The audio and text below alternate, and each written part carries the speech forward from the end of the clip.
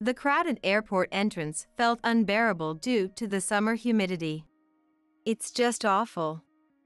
Looks like the rain isn't going to stop anytime soon. This is the worst. My sister-in-law, Terry, was clearly upset by this unfortunate situation. We were stranded on our way back from a business trip Terry had organized for her important clients, thanks to a hurricane causing flight delays.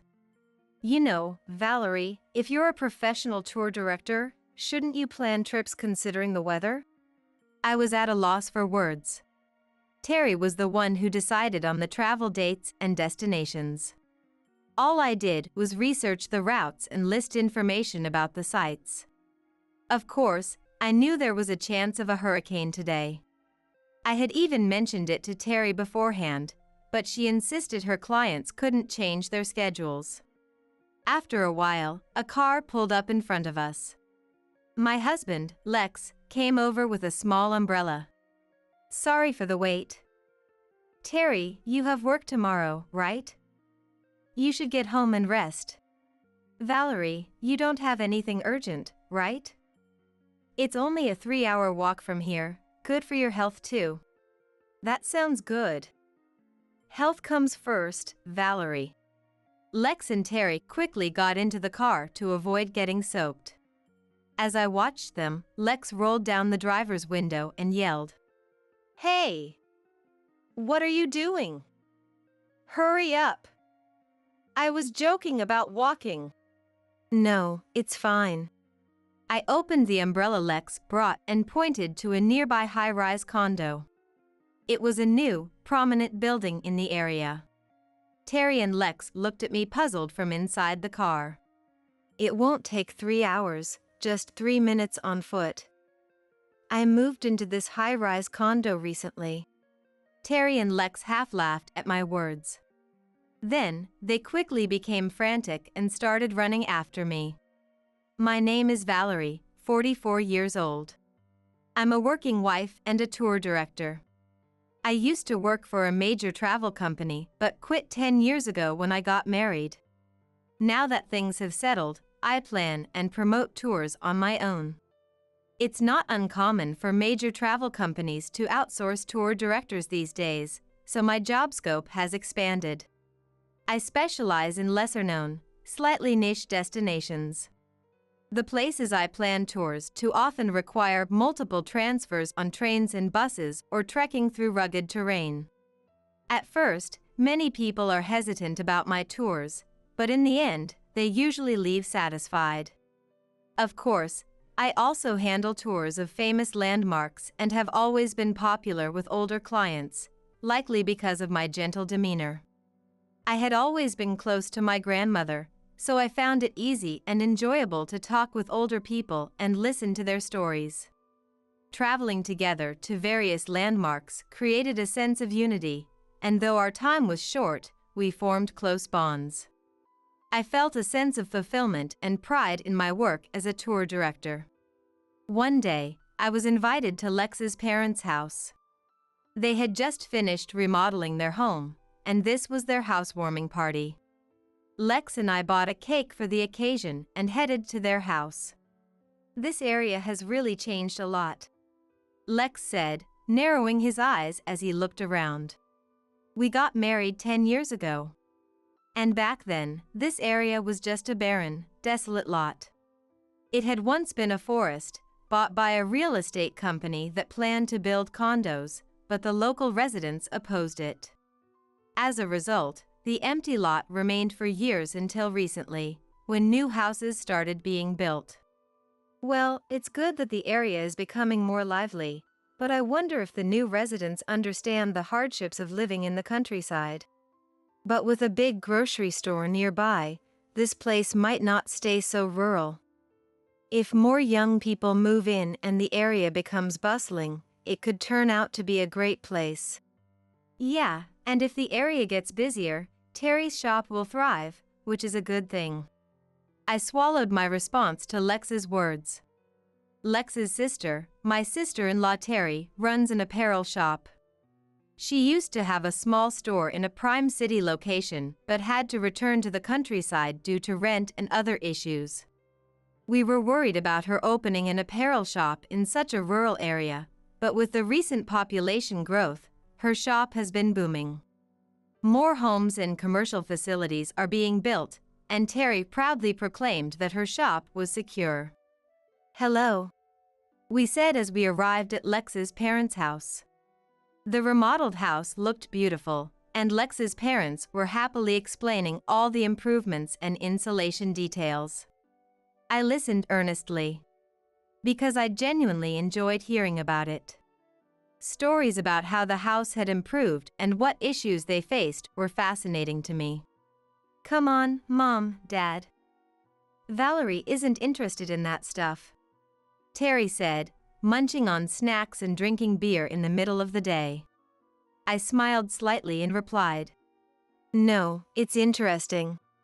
But Terry snorted and pointed at me. "Are you still working as a tour director, Valerie?" "Yes, I regularly get work from older people who are unsure about planning trips." "So, you're basically just catering to old folks?" "Don't use our parents as practice subjects." I exchanged glances with my parents-in-law and felt my shoulders slump slightly. Terry seemed to dislike me. More accurately, she looked down on me. She had always flaunted her talent for running her own store from a young age and had an occasionally condescending attitude that bothered me. Being my sister-in-law, I couldn't talk back. I had to admit, though, that her business acumen was genuinely impressive. "Well, it's a pretty dull job, isn't it? Planning tours for old folks?" "It lacks any glamour," Terry said.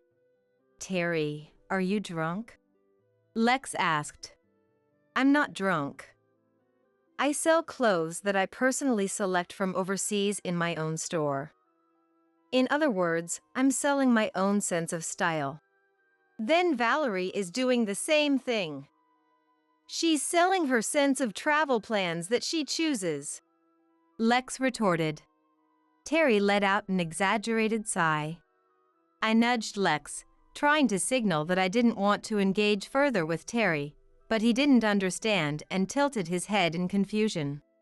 "But Valerie plans trips to rural areas, right? Her sense of style must be quite interesting," Terry said with a hint of sarcasm. Her words about my interesting sense of style made my smile freeze. There was always a slight sting in her remarks. If it was just a matter of being disliked, I could understand. But Terry often called me out of the blue on her days off. "Valerie? I need a favor. One of my important clients wants a guided tour of some landmarks. Can you come? Is this a job request? Stop joking and come quickly. I'm keeping people waiting." After she abruptly hung up, I consulted Lex. It was supposed to be a relaxing Sunday. Lex, tired from work, didn't want to get involved in my issues with his sister, so he ignored my words.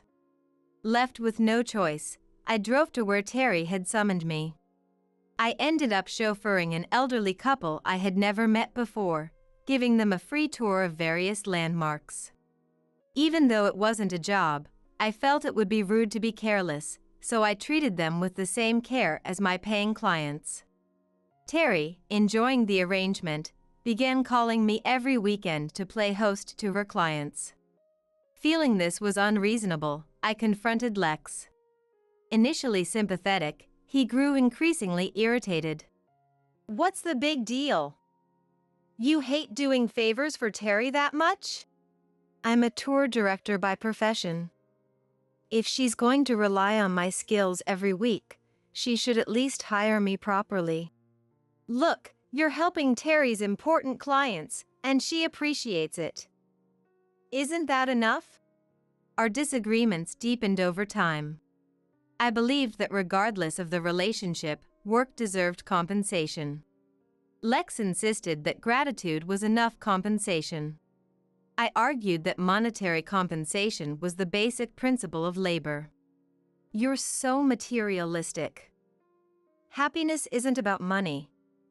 You can't buy happiness with money. I swallowed my retort. That wasn't the point I was trying to make. One day, I was leaning back in the back seat of a small bus, slowly sipping water under the blazing sun. The bus engine was off, making the interior stiflingly hot, but I didn't care. I gazed out at the high-rise condominiums. It was a stark contrast to the peaceful scenery I was used to, with skyscrapers lining the bustling urban landscape. I was invited by Terry to join her on a trip. And as expected, a large number of her regular customers gathered, treating me as the tour director. Terry had arranged for a small bus, but I was made to act as the guide, carry luggage, and handle various other tasks, leaving me exhausted. After being thoroughly used up, the group finally disbanded in the evening. Terry innocently invited me for dinner, saying, "At least let me treat you to dinner." After having a meal at a nearby restaurant, we stepped outside to head home and noticed the ominous clouds. We had heard on the news that a typhoon was approaching, but it seemed to have made landfall earlier than expected. An announcement echoed through the airport, informing us of flight delays due to the typhoon. Terry and I exchanged worried glances. We boarded our plane and arrived at the nearest airport. It started to rain, and a long line began forming at the taxi stand. Watching the increasingly heavy rain from the airport entrance, the wind howled and dark clouds covered the sky. Next to me, Terry was holding her smartphone to her ear, glaring at the sky with a sour expression. "Lex? This is such a mess." "Yes, it's pouring. It didn't rain during the trip, thank goodness, but now the taxi stand is crowded and we can't get home. Can you pick us up?" I glanced around. The airport cafe was full, and the entrance area was unpleasantly humid due to the summer weather. Terry was visibly irritated by the unfortunate situation, pouting her lips. "It's terrible, isn't it? The rain doesn't look like it will stop anytime soon. This is the worst." Terry ran her hand through her hair and dropped her bag on the floor. The rain blowing in had created puddles, soaking her shoes and adding to her frustration. "Valerie, as a professional tour director, shouldn't you plan trips while considering the weather on the day of travel?" I was at a loss for words. It was Terry who had set the dates and chosen the tourist spots. I had only researched the routes and listed information about the attractions. Of course, I knew there was a chance of a typhoon today. I had informed Terry about it in advance, but she had insisted that her clients' schedules couldn't be changed. After a while, a car stopped in front of us. Lex approached with a small umbrella. "Sorry for the wait." "Terry, you have work tomorrow, right? You should get home and rest." "Valerie, you don't have any urgent work, right? You can walk home from here in about 3 hours. It's good for your health." "That might be a good idea." "Health first, Valerie." Lex and Terry hurriedly got into the car, avoiding the rain. As I watched them absent-mindedly, Lex rolled down the driver's side window and yelled, "Hey! What are you doing? Hurry up! I was joking about walking home." "What?" "No, it's fine." I opened the umbrella Lex had brought and pointed at a high-rise condominium a short distance away. It was a newly built, prominent cymbal tower in the area. Lex and Terry looked at me with puzzled expressions from inside the car. "It won't take 3 hours. It's only a 3-minute walk. Come on, enough with the silly jokes. Just get in the car. There's luggage in the back seat, but you can push it aside and get in." "No, really, it's fine. I moved into that high-rise condominium." Terry and Lex laughed half-heartedly at my words. Ignoring them, I ran through the heavy rain towards the condominium. I unlocked the entrance and placed my luggage on a sofa near the front desk, lightly wiping myself down. The friendly concierge handed me a clean towel, and I thanked him. As I unlocked the elevator to head to my floor, I heard Terry shouting behind me. "Hey, hey, hey! What's going on here?" Terry was frantically yelling in front of the auto-locked door, banging on it and randomly pressing the keypad. The concierge noticed Terry's erratic behavior and looked at her suspiciously. "Concierge? Can you open this door, please?" "I'm sorry, but what is your business here?" "I'm Valerie's sister. Valerie, open up. Do you live here? Tell me." Waiting for the elevator, I began to feel a bit scared. Terry looked at me with a mix of disbelief and envy. Shortly after, Lex arrived at the entrance, drenched from the rain. He stared at me entering the high-rise condominium with a look of utter disbelief. As I got into the elevator, my smartphone started ringing from inside my bag. The caller was Terry. Ignoring it, I saw Lex's name appear next. They called almost alternately, followed by a stream of messages. My home was on a middle floor of the high-rise condominium. The apartment was still mostly unfurnished, with no curtains on the windows. Only the kitchen light bulb was installed, so I relied on its dim glow as I changed clothes in the semi-darkness. Without curtains, I could clearly see the dazzling night view. I imagined the kind of words that only successful people might say, looking at such a view. Among the regular clients for whom I served as a tour guide, there were quite a few wealthy individuals. I didn't know the details, but one of them had apparently made a fortune in real estate. He was particularly fond of my meticulous guiding and began a personal association with me. Through this relationship, I found myself mingling with people who could be called celebrities. They often said, almost in unison, that they had been busy with work when they were young and now wanted to enjoy traveling in their retirement. Word of mouth continued to bring in customers, and I was inundated with high-paying tour guide requests. The earnings were substantial, allowing me to stretch my finances a bit and move into a high-rise condominium. I stared at my smartphone for a while. Lex was calling persistently, so I reluctantly decided to answer. His voice on the other end was oddly gentle and coaxing. "Valerie? Why are you living in such a luxurious condominium?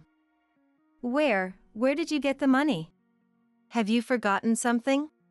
I began explaining in a polite tone, much like I did when working as a tour director. The reason I had moved into a high-rise condominium was simple. Lex and I were already divorced. A few months ago, Lex had handed me divorce papers, demanding that I sign them right in front of him. I spent days wondering how our relationship had deteriorated to this point. There was no significant issue between us, just small cracks that grew into a large chasm. Thinking back, it was Terry's constant exploitation of me to accompany her clients on their trips that dissatisfied me. Lex, never defending me and always siding with Terry, widened the rift between us. I always said I was dissatisfied with just words of gratitude as compensation for my work. "But if you can earn enough to live in such a high-rise condominium, you don't need money, right? Terry is family. Words of gratitude should be enough. What's the problem?" I thought of responding but closed my mouth. I was already fed up. Despite this, I hadn't submitted the divorce papers for a long time, knowing that Lex used them out of momentary anger or as a threat. I understood that he didn't really want a divorce. But now, things were different. I no longer cared about the responsibilities of marriage, societal appearances, or vanity. I was willing to trouble my company, siblings, parents, and anyone else just to be free from Lex. I hated the version of myself that kept my emotions bottled up, constantly enduring and wavering. The divorce was finalized just recently. I had planned to tell Lex about the finalized divorce and that I would be leaving soon, but then Terry dragged me on a trip.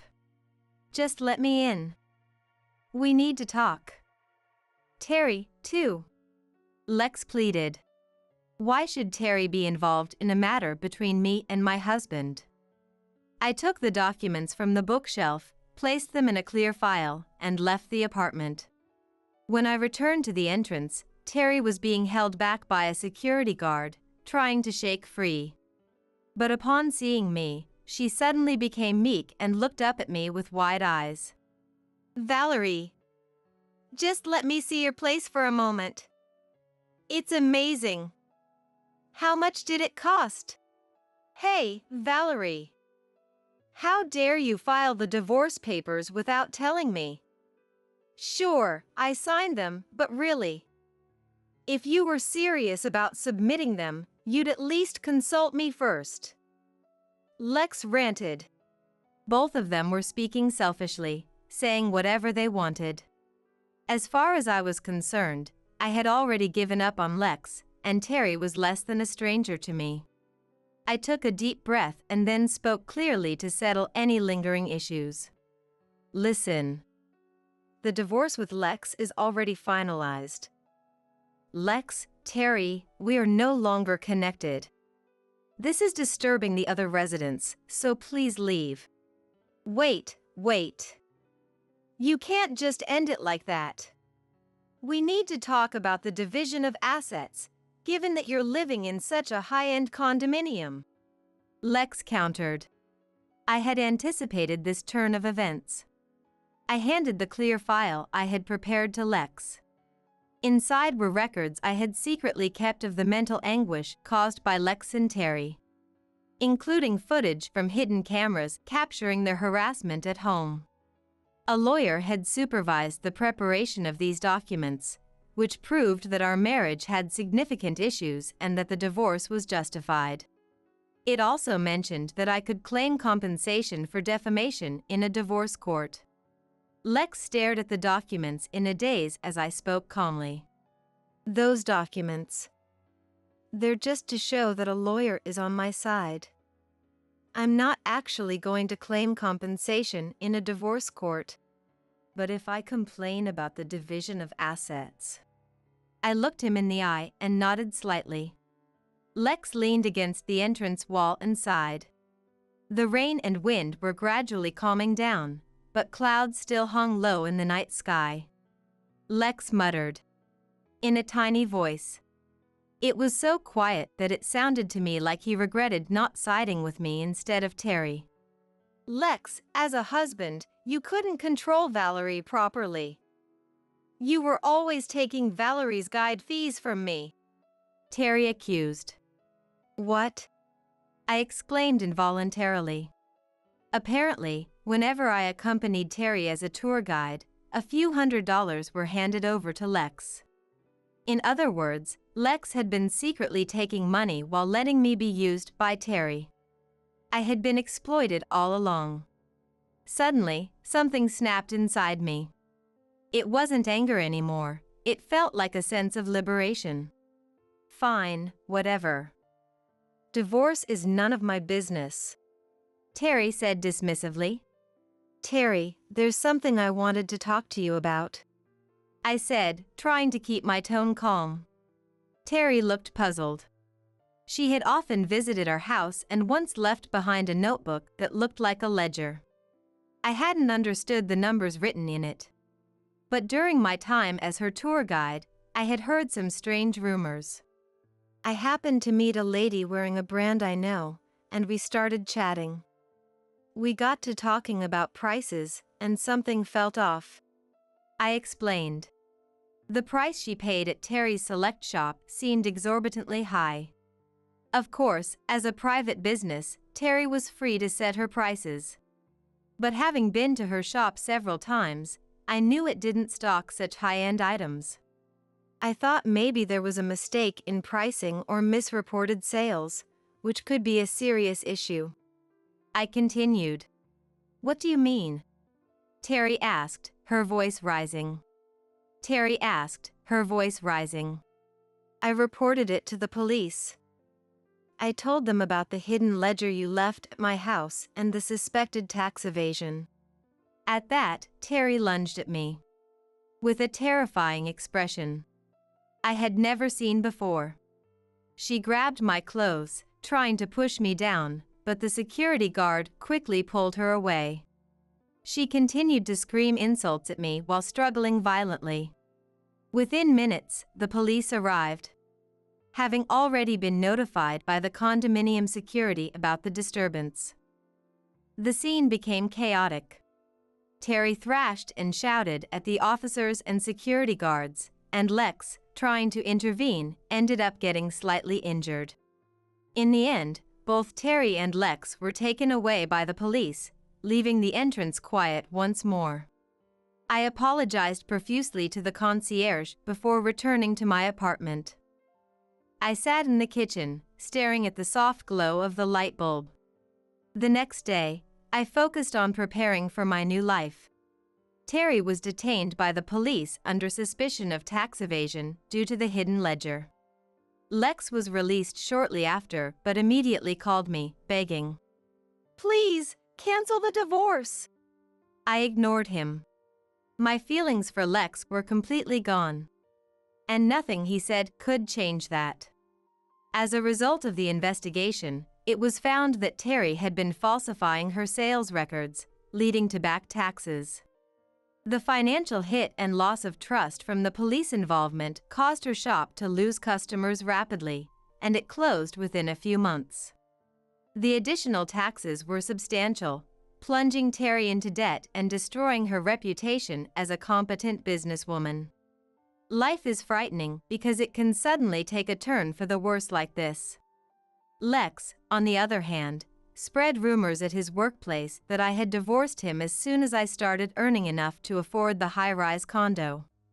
He said I was ungrateful, but Lex, who always complained, eventually became disliked and lost his standing at the company.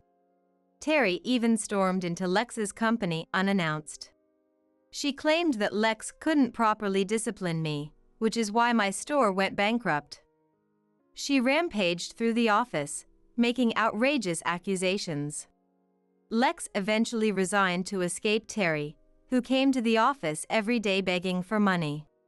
Now, he drifts from place to place, working odd jobs and living in poverty.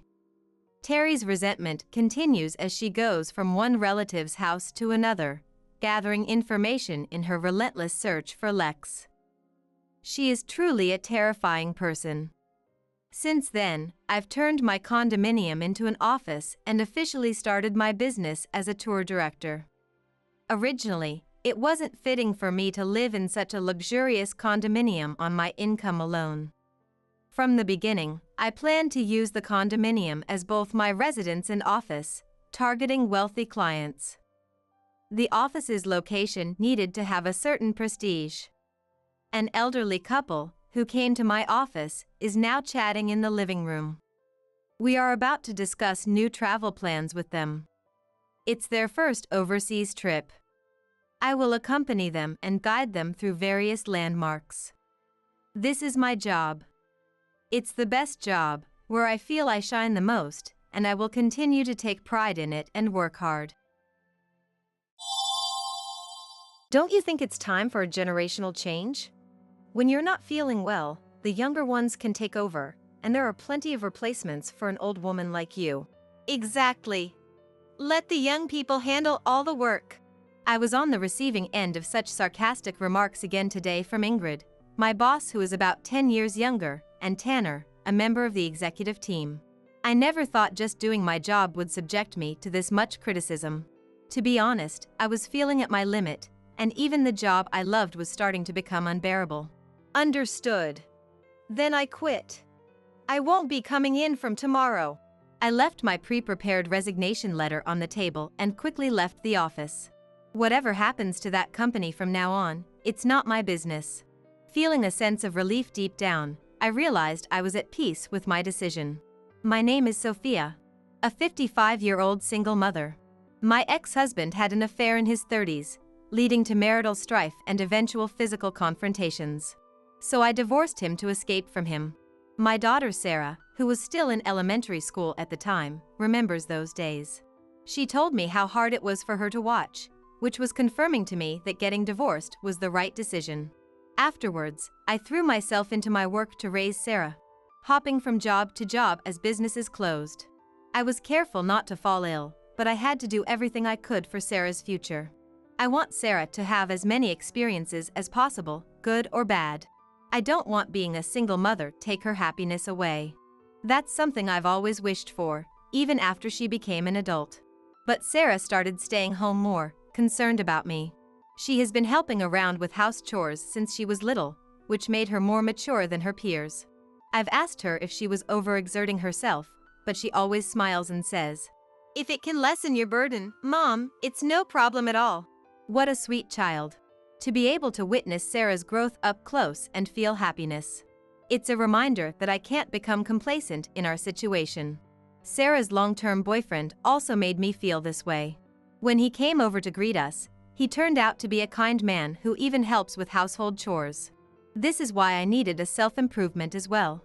But honestly, I was worried that my age would prevent me from getting job offers. Although luckily, it seems I've managed to find a company that values the administrative sales skills I developed in my previous job. Plus, it's conveniently located near our apartment, just a 10-minute walk away. With supermarkets lining the streets near our apartment, we're surprisingly well off. When I told Sarah that I had landed a job in sales, which I'm particularly good at, she seemed very relieved. I remember I was around 43 years old when I joined the company. Being considerably older, I felt like not being one of the younger new hires was a disadvantage. However, upon entering the company's meeting room, I saw another new female employee. We exchanged polite nods, and she smiled and bowed in response. At that time, we interacted as fellow new hires. Her name was Ingrid, aged 33. Now, 10 years later, she's my boss. Despite the 10-year age gap, I couldn't help but think she had been raised well based on how gracefully she sat in her chair. She always had a subtle makeup, her smile was so charming and I envied her for it. I thought she was such a nice girl and looked forward to getting along with her. Just talking with Ingrid was enjoyable. I wondered when was the last time I felt this way about someone. Honestly, I had a very good impression of Ingrid. But perhaps it was too early to judge someone without knowing their character. After joining the company, I went through proper training and started working alongside my colleague Ingrid. She talked about her college days and hoped to utilize what she had learned. She really was a hard worker. Seeing Ingrid so dedicated to her work inspired me to do my best. As the busy days went by, before I knew it, about 5 years had passed. One day, during a morning assembly in March, our boss at the time said, "I have an announcement to make to everyone." Ingrid then stepped forward, smiled gently, and bowed. "Starting from April, I'll be taking a leading position. Please, I'd appreciate all of your support." After Ingrid finished her greeting, there was a round of applause from all the employees. Becoming a manager wasn't uncommon. Yet, why did it seem like all the employees were on Ingrid's side?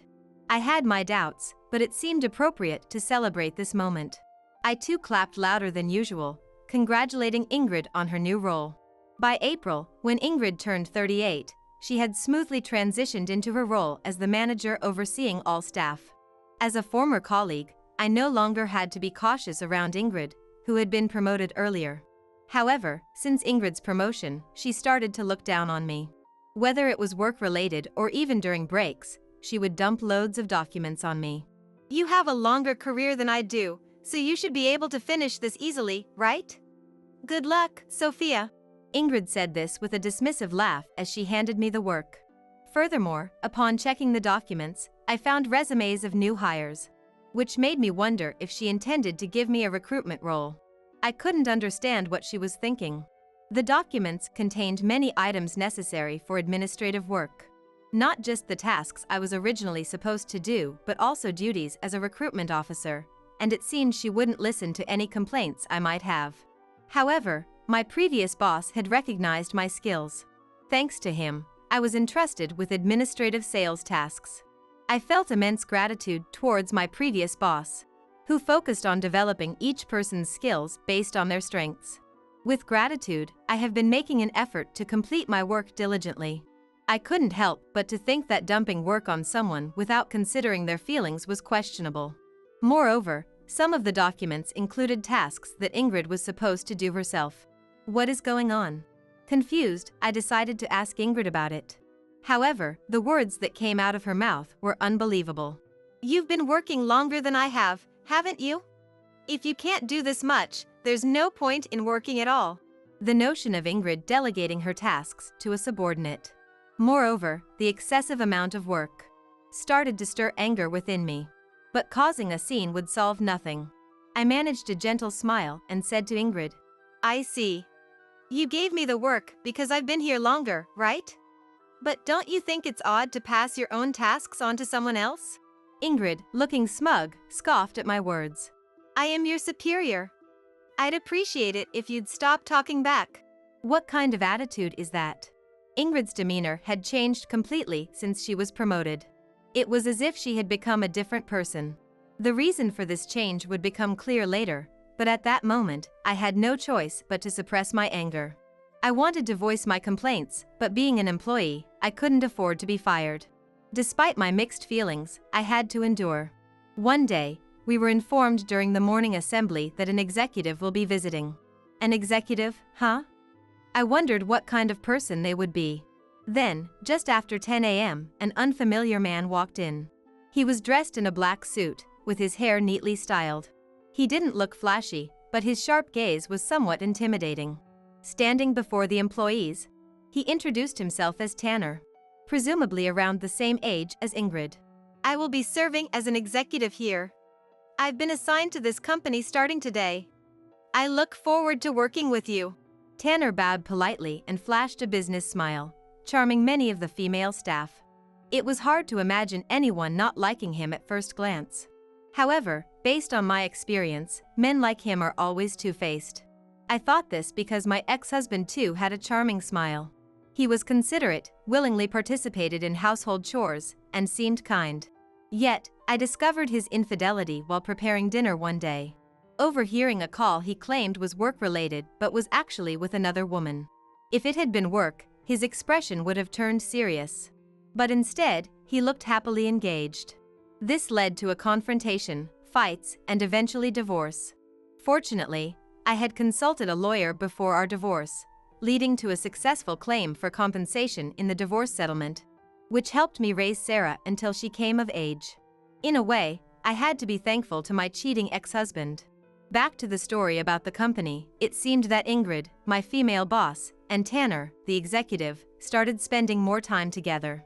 I wasn't certain, so I decided to ask one of the employees during lunch break.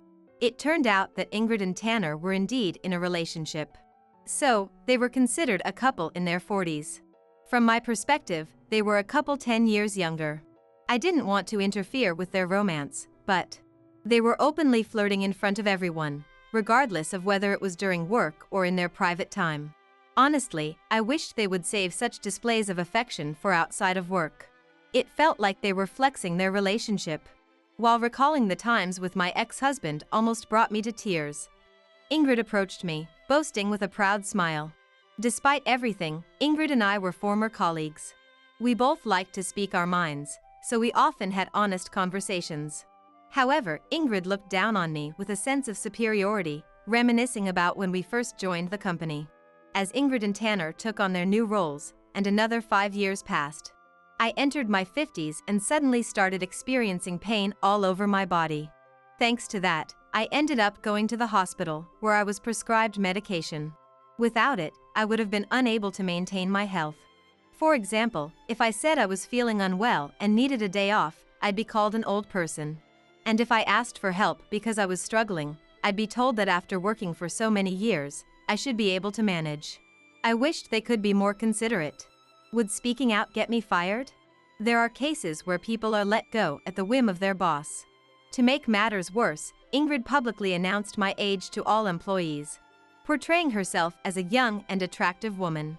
Just as my anger was reaching its peak, Ingrid and Tanner came over to my desk. with Ingrid rudely sitting on it.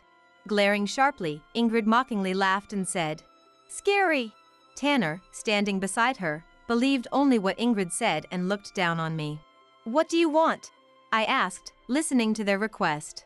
However, the words that came out of their mouths were unbelievable. "Don't you think it's time for a generational change?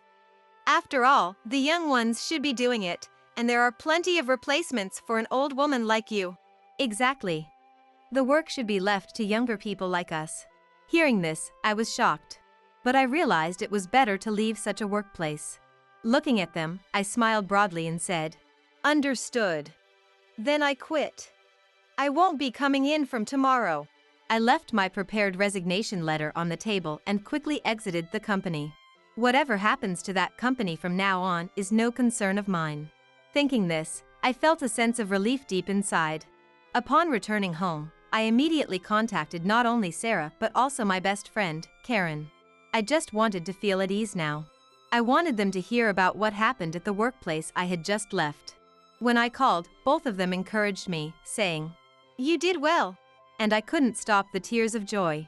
Sarah mentioned she had an important job to finish but would come over as soon as she was done. Meanwhile, Karen said she'd come right over, so I'm currently waiting at home. About an hour later, the sound of the doorbell woke me up. I had fallen asleep waiting, perhaps due to the exhaustion from work.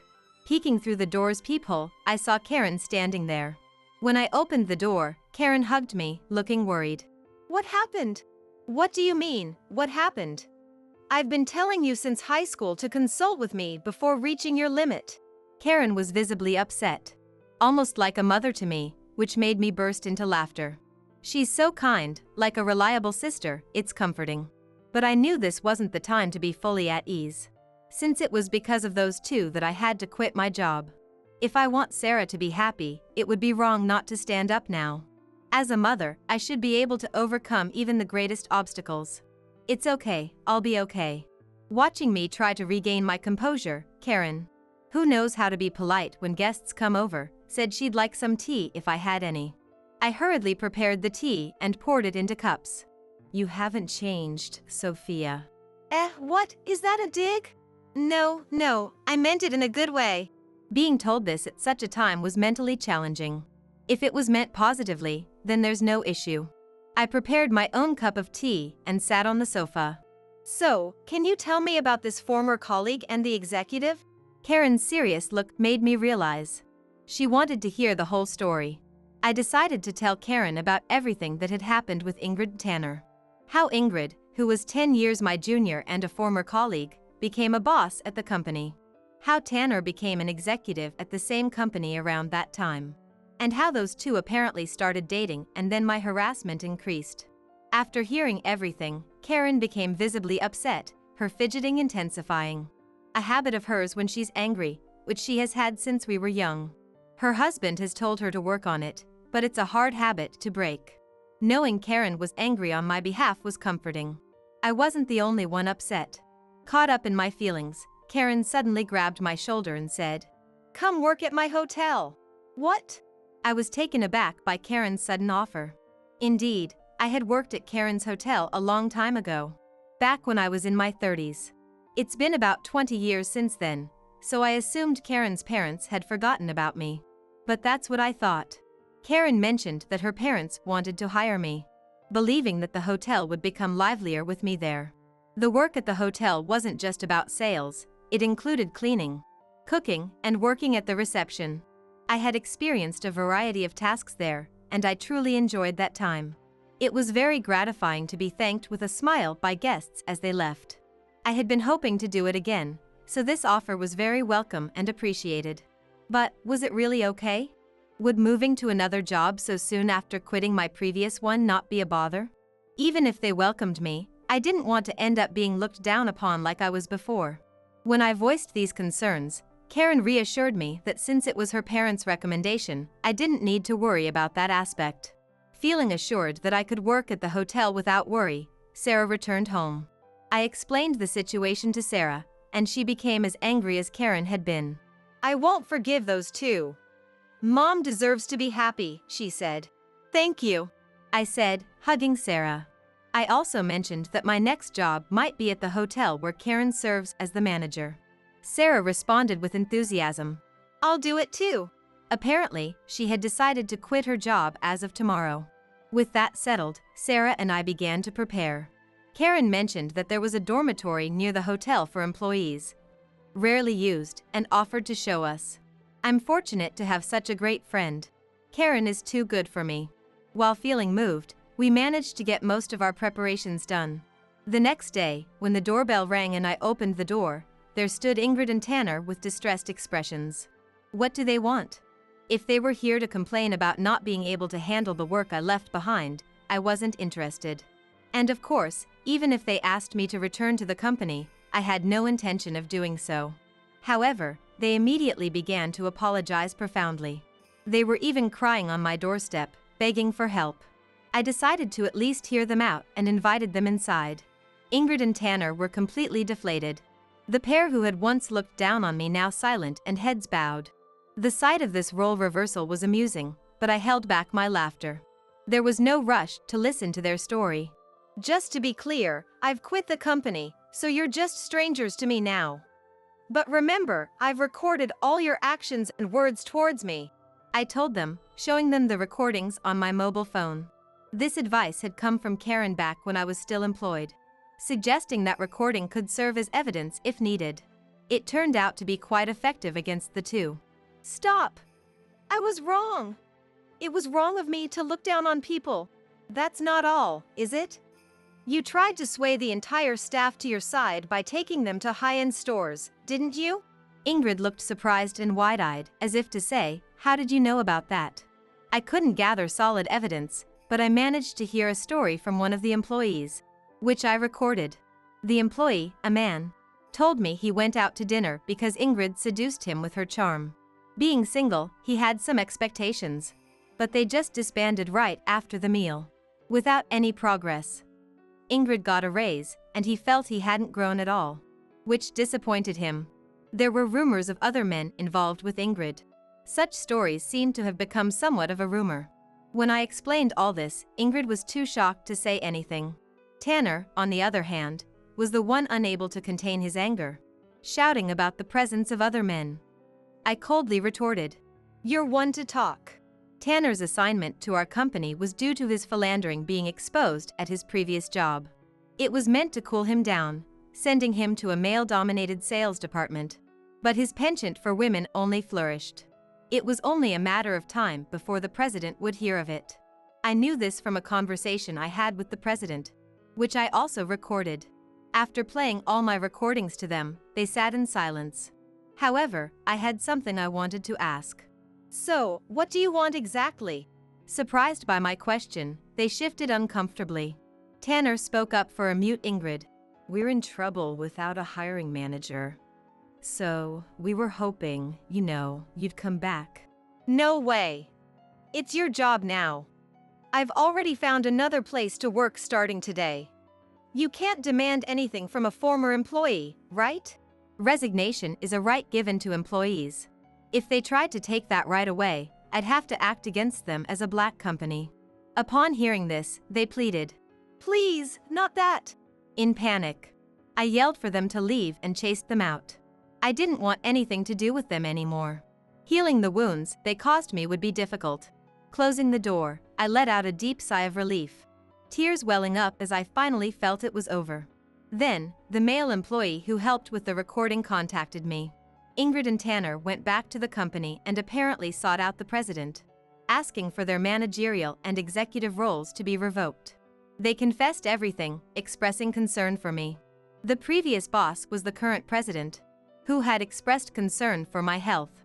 Promptly, new supervisors and executives were appointed from among other employees. The president mentioned that moving forward, care would be taken to ensure work could be done more peacefully.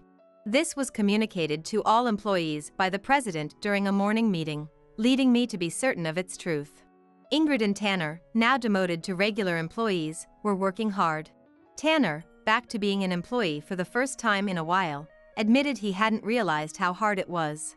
Looking down on people is a lesson learned the hard way. What goes around comes around. Being serious about work is not only natural but crucial. Later, I became responsible for cleaning at the hotel. When I expressed a desire to try something different from sales, Karen readily agreed. Sarah joined me, becoming the face of the hotel at the reception. Karen's husband, a chef, had several apprentices, making a team of 5. Tasting their cooking, I thought it was heavenly. As we settled into dorm life, Sarah and I found ourselves discussing more positive topics. Enjoying the smiles of our guests made this job the most comforting. Sarah said, "I'm glad for you." For Sarah, my happiness was all that mattered. Wanting to support me and be a confidant forever.